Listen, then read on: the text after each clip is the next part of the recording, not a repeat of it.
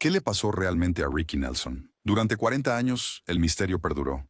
Rumores de traición, negligencia y una tragedia que podría haberse evitado. Ricky Nelson no era solo un ídolo pop, era el primer hijo de la televisión de Estados Unidos, un pionero del rock and roll y uno de los rostros más reconocibles del siglo XX. Pero cuanto más profundizas en su vida, más oscura se vuelve la verdad. El misterio ha sido resuelto y la verdad no es buena. Ricky nació como Eric Hilliard Nelson en 1940, el segundo hijo de Ozzy y Harriet Nelson. Artistas que no solo estaban criando una familia, sino construyendo una marca. Los Nelson no querían un hogar ordinario. Querían la familia americana perfecta que pudiera ser empaquetada y vendida a una nación hambrienta de optimismo de posguerra. Cuando Ricky tenía solo 8 años, fue reclutado para las aventuras de Ozzy y Harriet. Para el mundo, parecía saludable. Millones sintonizaban semanalmente para ver a los Nelson cenar, compartir chistes y resolver los pequeños problemas de la vida. Pero detrás de la cámara, la infancia desapareció. Los compañeros de juego de Ricky no eran niños de la escuela, eran camarógrafos y miembros del equipo. Su tarea se hacía bajo las calientes luces del estudio. Su infancia no se vivió, se interpretó. En privado era un niño frágil. El asma lo atormentaba, obligándolo a dormir junto a un vaporizador solo para pasar la noche.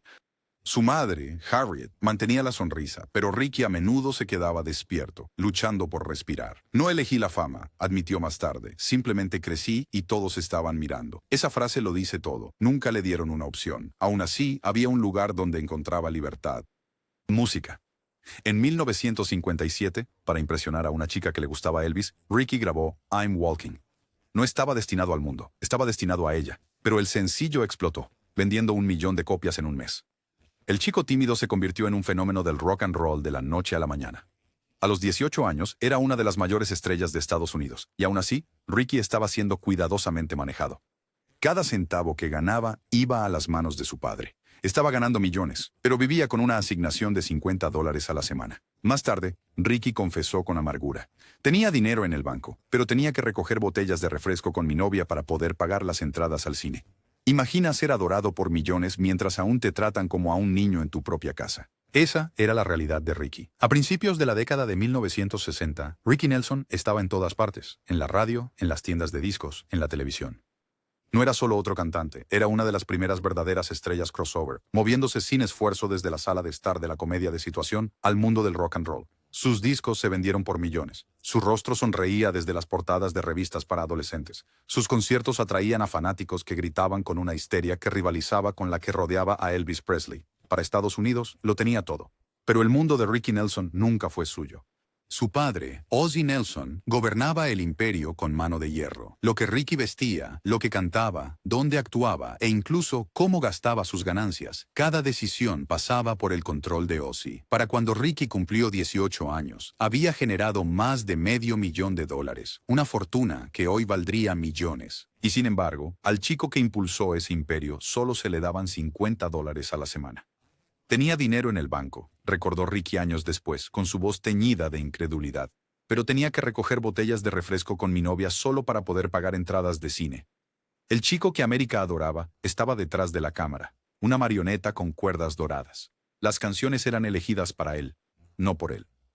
La imagen fue creada, no vivida. Su vida se convirtió en un guión que nunca pudo dejar. Un amigo cercano dijo una vez: Ricky nunca parecía completamente cómodo alrededor de Ozzy, siempre dudando, siempre retrocediendo en silencio. El propio Ricky admitió: me sentía como un personaje escrito para televisión, no una persona real.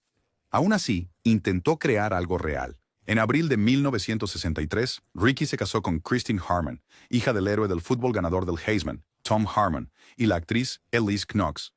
Se promocionó como la unión de dos dinastías, el ídolo adolescente de América casándose con la realeza de Hollywood. La boda apareció en todos los tabloides, con fanáticos alineados en las calles solo para vislumbrar a la pareja dorada, y por un tiempo parecía perfecto. Se mudaron a una villa de estilo español en las colinas de Hollywood. Su primera hija, Tracy, nació más tarde ese año, seguida por los hijos gemelos Gunnar y Matthew en 1967 y el más joven, Sam, en 1974. Ricky los adoraba. Enseñó a los gemelos acordes de guitarra, dibujaba caricaturas para Tracy y apreciaba los momentos tranquilos con el pequeño Sam tambaleándose por la sala de estar. Eran mi santuario, le dijo una vez a un amigo, pero los santuarios tienen grietas. A medida que la carrera musical de Ricky entraba en la última, Décadas de 1960 y 1970, el sonido de América cambió. El rock psicodélico, el folk y el country rock comenzaron a dominar. Ricky luchó por evolucionar. Sus intentos de madurar musicalmente recibieron críticas mixtas. A veces, los críticos lo descartaban como un ídolo adolescente del pasado. Una vez confesó después de un concierto, «No me quieren a mí, quieren un recuerdo». Mientras tanto, Christine lidiaba con sus propias luchas. Las secuelas de la fama la dejaron aislada. Las alfombras rojas dieron paso a almuerzos escolares y noches sin dormir. Él estaba ausente incluso cuando estaba en casa, admitió más tarde. Amigos de la pareja notaron cómo las discusiones se volvieron más agudas, los silencios más pesados, y Ricky, emocionalmente agotado, parecía más distante con cada año que pasaba. Para 1980, después de casi 2 décadas de matrimonio, Christine solicitó el divorcio. Lo que siguió fue amargo y brutal. Ricky perdió más de $1 millón solo en honorarios legales, un golpe financiero devastador que reflejaba las cicatrices emocionales de una vida desmoronándose. Tracy lo describió más tarde como ver una hermosa casa incendiarse y nadie tenía una manguera. El mismo Ricky dijo con tranquilo pesar, «Intenté salvar un matrimonio que no entendía que ya estaba roto». Christine también admitió, lo amaba, pero ambos estábamos perdidos. Y sin embargo, de las cenizas de ese matrimonio roto, surgió algo inesperado. Porque justo cuando el mundo personal de Ricky se derrumbó, encontró a la única persona que cambiaría todo, Helen Blair. Ella entró en la vida de Ricky Nelson, no con fanfarria, sino con una devoción silenciosa.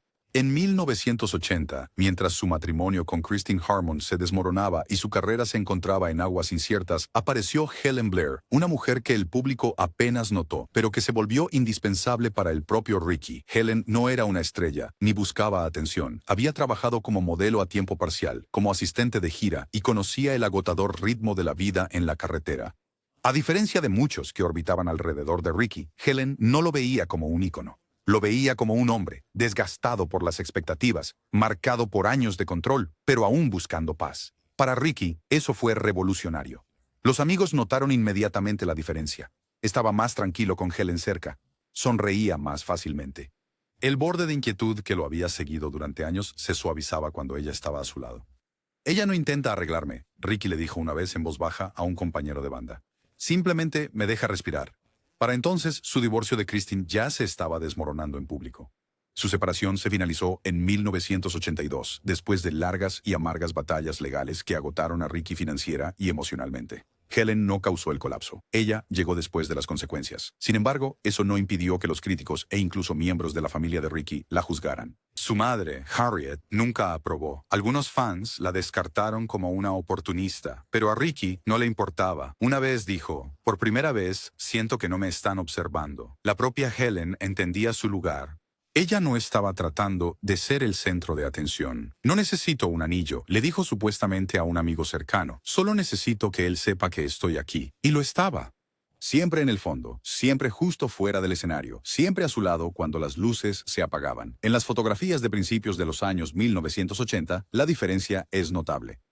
Ricky, a menudo tenso y reservado, parecía más relajado, sus ojos más cálidos. La presencia de Helen le había dado algo que había buscado toda su vida, tranquilidad, pero la paz rara vez duraba en la vida de Ricky Nelson. Y Helen, la única persona que le había dado estabilidad, también estaría con él durante sus últimos y más aterradores momentos. Diciembre de 1985 se suponía que iba a ser triunfante. Ricky y su banda Stone Canyon estaban de gira por pequeños locales en el sur. Y aunque no tocaban en estadios, los espectáculos estaban llenos. Su música, tan a menudo descartada en la prensa como nostalgia, aún atraía a multitudes que habían crecido viéndolo cada semana en televisión y cantando junto a sus discos. El 30 de diciembre, en el auditorio de la escuela secundaria de Guntersville, en Alabama, Ricky realizó 2 conciertos con entradas agotadas. El entorno no era glamuroso, gradas de madera, un escenario escolar, pero para los fanáticos que llenaron la sala no importaba. La voz de Ricky todavía tenía la misma magia que en la década de 1950. Los adolescentes aplaudían al compás. Los padres susurraban a sus hijos. Ese es el Ricky Nelson con el que crecí. Detrás del escenario, Helen estaba en todas partes y en ninguna a la vez, ayudando a la banda a empacar instrumentos, asegurándose de que Ricky comiera, garantizando que los horarios se mantuvieran en orden. Para los de afuera, ella era solo otro miembro del equipo de gira. Para Ricky, ella era su ancla. Ella mantenía el caos alejado de sus hombros, dijo más tarde un compañero de la banda. Esa noche, mientras la banda se relajaba después del espectáculo, nadie sabía que acababan de presenciar la última actuación de Ricky Nelson. 5. Nochevieja, Ricky, Helen y la banda Stone Canyon se prepararon para volar desde Alabama a Dallas, Texas, para un concierto programado esa noche. El avión que los esperaba era el propio Douglas DC-3 de Ricky, una reluciente reliquia de la década de 1940. Para los fanáticos parecía elegante, incluso romántico. Pero para los pilotos, el DC-3 estaba anticuado, seguro solo con un cuidado meticuloso. Y el avión de Ricky tenía un oscuro secreto. Su calentador a gasolina había estado funcionando mal durante años. A veces el humo se filtraba en la cabina. Las reparaciones eran temporales. Las advertencias se susurraban. Ese calentador es una trampa mortal, dijo supuestamente un mecánico. Pero nada cambió. El avión siguió volando, el calentador siguió fallando. Y en ese día final, el silencio que rodeaba esas advertencias se volvió fatal. A las 12:40 de la tarde, Ricky, Helen y la banda abordaron. Los ánimos estaban altos, el cielo estaba despejado. Ricky bromeó con los pilotos. Helen ayudó a cargar el equipaje. A la 1 de la tarde, el avión despegó, llevando al grupo en lo que debería haber sido solo otro vuelo de rutina. Durante casi 4 horas, todo parecía estar bien. Ricky se recostó en su asiento, Helen a su lado, sus compañeros de banda riendo y planeando para el espectáculo en Dallas. Pero a las 5:08 de la tarde, a 35 millas al oeste de Texarkana, todo cambió. El humo comenzó a filtrarse en la cabina. La tensa voz del piloto cortó las ondas de radio. Tenemos un pequeño problema. Nos gustaría dar la vuelta. Tenemos humo en la cabina. Dentro, el pánico se extendió rápidamente. La cabina se llenó de humo sacre. Los miembros de la banda gritaban por extintores, pero el humo se espesaba. El calor irradiaba a través de las paredes. Helen se aferró al brazo de Ricky, aterrorizada. Él intentó mantenerla calmada, pero no había escape. El aire se volvió más caliente, más negro. Respirar se volvió imposible. A las 5:14 de la tarde, se perdió el contacto por radar. El DC-3 se precipitó en un pastizal cerca de DeKalb, Texas, deslizándose a través de líneas eléctricas antes de estallar en llamas. Los testigos presenciales recordaron el horror. Un granjero dijo que el avión parecía un pájaro herido dejando un rastro de humo. Otro describió la explosión sacudiendo el suelo, llamas disparándose hacia el cielo. Los primeros en responder se apresuraron al lugar del accidente, pero lo que encontraron fue devastación. Las ventanas de la cabina se habían reventado por el calor. Los pilotos, quemados y aturdidos, lograron arrastrarse y sobrevivir. Pero dentro de la cabina, todos los demás, Ricky, Helen y 5 miembros de su banda, perecieron en el infierno. En los días que siguieron, los investigadores examinaron los restos. Los hallazgos fueron escalofriantes. Un agujero en el conducto del calentador, fragmentos de metal fundido, marcas de quemaduras que mostraban que el fuego había comenzado exactamente donde estaba ubicado el calentador. El testimonio del copiloto fue aún más inquietante. Afirmó que antes del vuelo, el piloto le había susurrado: «No le digas a nadie sobre el calentador». Esa línea se convirtió en el eco de los últimos momentos de Ricky Nelson. El avión nunca debería haber volado. Las advertencias nunca deberían haber sido ignoradas. Y la muerte de Ricky Nelson no fue un misterio del destino. Fue el resultado del silencio, la negligencia y decisiones que costaron 8 vidas. Ricky no murió bajo los reflectores. No murió en el escenario, con la guitarra en la mano.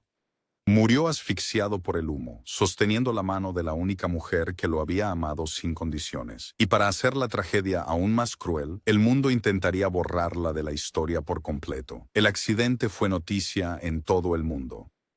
En la víspera de Año Nuevo de 1985, mientras gran parte de América levantaba copas para celebrar, la nación también se enteró de una tragedia. Ricky Nelson, el chico que había crecido en la televisión, el galán que vendió millones de discos, el pionero que fusionó pop y country en algo nuevo, se fue en llamas con solo 45 años.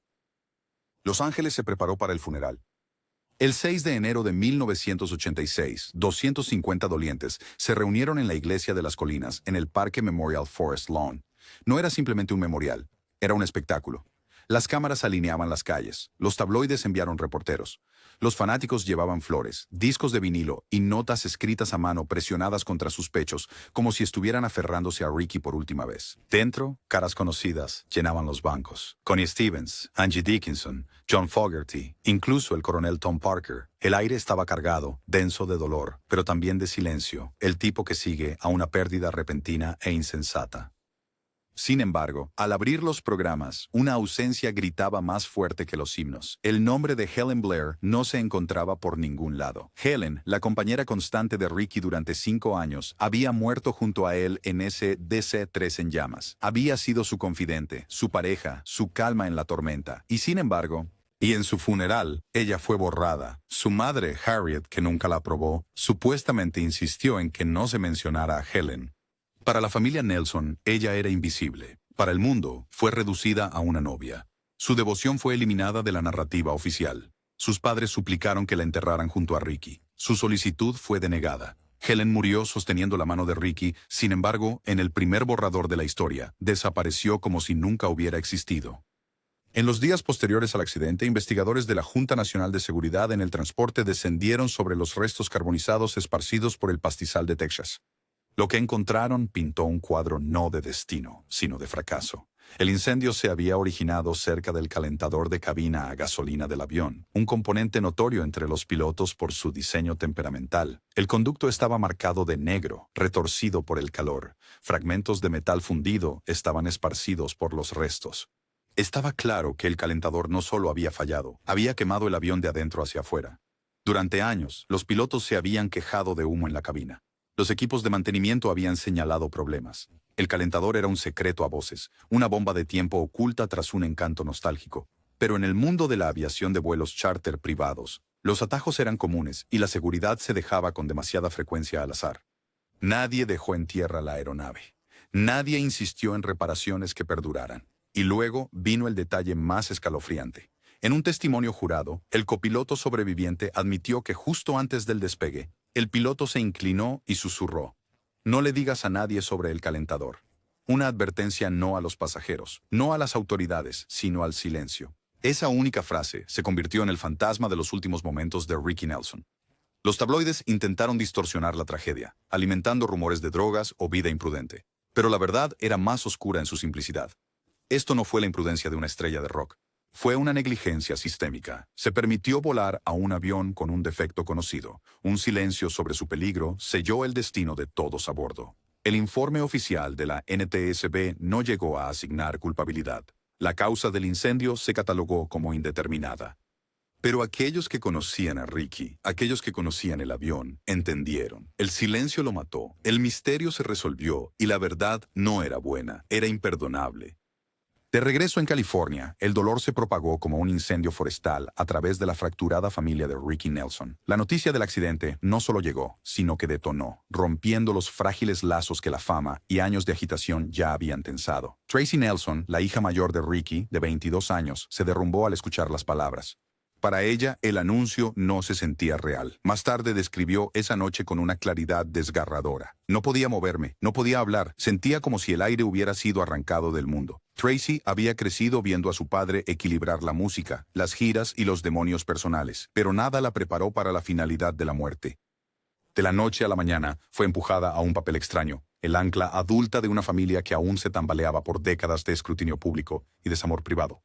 Para Gunnar y Matthew, los gemelos de 18 años que compartían la pasión musical de su padre, la pérdida tuvo su propio giro cruel. Estaban programados para encontrarse con Ricky al día siguiente, listos para compartir canciones, historias y esos momentos de padre e hijo que siempre anhelaban. En cambio, se les pidió que se presentaran ante cámaras destellantes, con micrófonos empujados hacia sus rostros y lloraran públicamente mientras su propio dolor aún estaba fresco.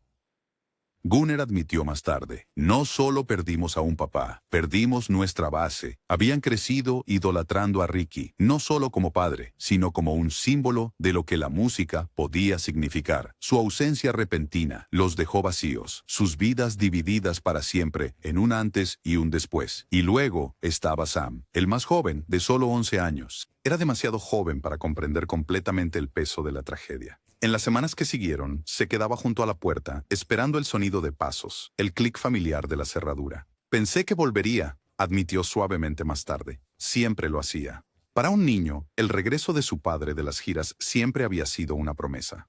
Ahora esa promesa se había roto de la manera más cruel. Harriet Nelson, la madre de Ricky, envejeció de la noche a la mañana. A pesar de años de tensión entre ellos, a pesar de las disputas por dinero y control, adoraba a su hijo. Su muerte la destrozó. Los amigos susurraban que Harriet nunca se recuperó realmente de la pérdida. Una vez la matriarca de un imperio familiar, se quedó con el silencio, mirando un mundo donde su querido hijo había sido arrebatado demasiado pronto. Christine Harmon, la exesposa de Ricky, lamentó a su manera. Su matrimonio había terminado en tribunales, batallas por la custodia y el dinero, años de amargura que parecían dejar solo cenizas. Pero Pero el dolor tiene un extraño poder para suavizar lo que la ira endurece. Christine, una vez la princesa de Hollywood que se casó con el ídolo juvenil de aspecto impecable, admitió más tarde que nunca había dejado de amarlo. El hombre con quien había peleado, el hombre que había dejado, seguía siendo el padre de sus hijos. Su muerte, sin importar cuán complicada fuera su historia, la destrozó. Y luego vino la tormenta financiera. Los documentos judiciales revelaron que el patrimonio de Ricky, que una vez valía millones, se había reducido a apenas $500,000 en el momento de su muerte. Años de honorarios legales por su divorcio, inversiones cuestionables y la costosa maquinaria de la fama lo habían dejado sin nada. Para un hombre que una vez había ganado fortunas con la televisión, las giras y las ventas de discos, era una cruel ironía. Su villa en Hollywood Hills, que alguna vez estuvo llena de música y risas, ahora estaba abandonada. El yeso agrietado, las ventanas rotas, la pintura descascarada de las paredes. Una casa que una vez fue gloriosa se redujo a un monumento vacío de lo que se había perdido. Incluso en la muerte, a Helen Blair se le negó la dignidad. Sus padres presentaron una demanda por muerte injusta contra la herencia de Nelson y la compañía de alquiler, desesperados por el reconocimiento del papel de su hija en la vida de Ricky. Pero el acuerdo fue modesto, apenas cubriendo los gastos. No hubo titulares. No se ofreció un memorial público. Como Helen misma, la demanda se desvaneció silenciosamente en el fondo, borrada de la historia más grande como si nunca hubiera importado. Pero para Ricky, ella sí había importado. En vida y en muerte, Helen Blair fue la única que le había dado paz. Esa verdad, como la música de Ricky, nunca podría ser borrada. Y sin embargo, la historia de Ricky Nelson no terminó en ese campo de tezas. Su voz, tierna, quejumbrosa y llena de anhelo, se negó a ser silenciada. Incluso, mientras su familia lloraba y la prensa diseccionaba la tragedia, su música continuaba resonando en radios, tocadiscos y salas de estar en todo Estados Unidos. En 1987, fue incluido póstumamente en el Salón de la Fama del Rock and Roll. Fue un honor que se había demorado mucho. Durante años, los críticos lo habían descartado como solo otra cara bonita. Un ídolo adolescente que había tropezado con la fama gracias a sus padres famosos. Pero en la muerte, se vieron obligados a enfrentar la verdad. Ricky Nelson había moldeado el sonido de la música estadounidense moderna.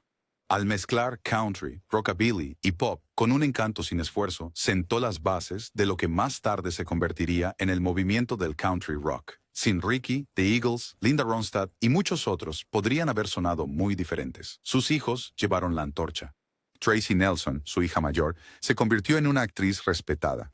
Enfrentó su propia batalla contra el cáncer, linfoma de Hodgkin en etapa 2, y sobrevivió, mostrando la misma tranquila resiliencia que había definido a su padre. Gunnar y Matthews se dedicaron a la música, formando la banda Nelson. En 1990, su sencillo debut, Love and Affection, alcanzó el número 1 en el Billboard Hot 100. Marcó historia. La primera vez que 3 generaciones de una familia, Ozzy, Ricky y sus hijos, habían alcanzado la cima de las listas. Sam, el más joven, eligió un camino más tranquilo, pero honró el legado de su padre en privado, apareciendo en eventos de homenaje y apoyando a sus hermanos. Los fans nunca dejaron de escuchar. Sus discos continuaron vendiéndose. Su historia inspiró libros, documentales y conciertos tributo. Su rostro adornaba carteles y recuerdos vintage, y en las salas de estar de todo Estados Unidos, su voz aún crepitaba desde altavoces de vinilo, recordando a los oyentes a un hombre que lo dio todo por la música y perdió casi todo lo demás en el silencio. El misterio de Ricky Nelson ya no es un misterio. No se resolvió por rumores, ni por especulaciones de tabloides, sino por pruebas contundentes y por un silencio que habló más fuerte que las palabras. La verdad no es buena. Ricky Nelson no solo perdió la vida. Lo perdió porque se ignoraron las advertencias, porque un calentador quedó sin reparar, porque el silencio mató. Y sin embargo, su voz sigue viva, no solo en discos o repeticiones de televisión, sino en cada corazón roto sanado por sus canciones, en cada familia que recuerda verlo crecer semana tras semana, en cada fanático que aún escucha su música para sentirse joven de nuevo. La historia de Ricky Nelson es una de talento y tragedia, de devoción borrada y de silencio que resultó mortal. Pero su música nunca se desvanece. Si esta historia te conmovió, compártela con alguien que recuerde los años dorados de Ricky. Deja un comentario abajo con tu canción o recuerdo favorito de Ricky Nelson. Y no olvides dar me gusta y suscribirte para más historias inquietantes del pasado de Hollywood. Porque algunas voces, como la de Ricky, nunca